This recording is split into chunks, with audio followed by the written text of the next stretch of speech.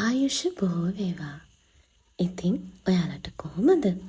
මුලින්ම කියන්න ඕනේ මගේ YouTube channel එක subscribe කරලා, comment කරලා, like කරපු හැමෝටම මම ගොඩාක් ආදරෙයි.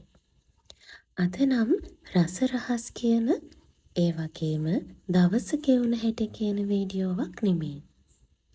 මගේ වීඩියෝස් බලපු ගොඩක් අය පූස් ලෝකෙන් ගෙනාපු චූටි වීඩියෝස් දැකලා ඒගොල්ලෝ ගැන මගෙන් අහලා තිබුණා. ඒ කවුද කියලා. මේ ඉන්නේ මගේ ළඟටම වෙලා. ඇත්තම කිව්වොත් මේගොල්ලෝ අපේ පවුලේම සමාජිකයෝ.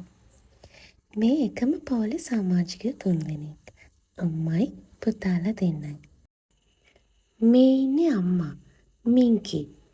එතකොට මේ ඉන්නේ එයාගේ චූටි පුතා රියෝ.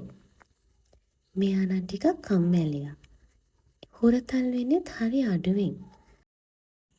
එතකොට මේ ඉන්නේ ලියෝ. මෙයා මින්කිගේ ලොකු පුතා. මෙයා නම් හරිම හුරතලා. සත්තු කියන්නේ වෙහෙසකර දිවියකට ඔසුවක් කියලා කිව්වොත් හරි.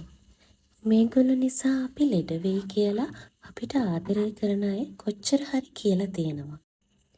ඒත් ඒ කොච්චර කිව්වත් දැන් එයාලා අපේ ගෙදරම සමාජිකයෝ වෙලා ඉවරයි. අපිට දරුවෝ හා සමානයි මේ 3 දෙනා. අපේ හැම දෙයකදීම අපේ හිත නිවන්නේ මේ 3 දෙනා. ඉතින් අපි යාලට හරි ආදරෙයි. එයාලා ළඟින් ඉන්නකොට තනියක් දැනෙන්නෙම නැහැ.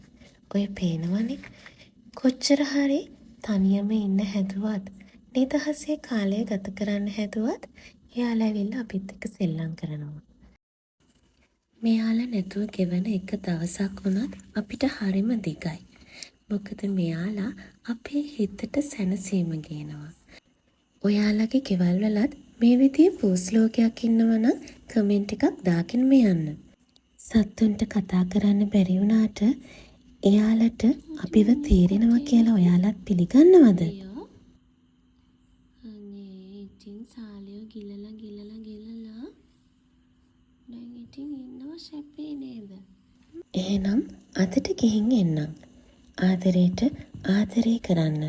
සත්තුන්ටත් ආදරය කරන්න.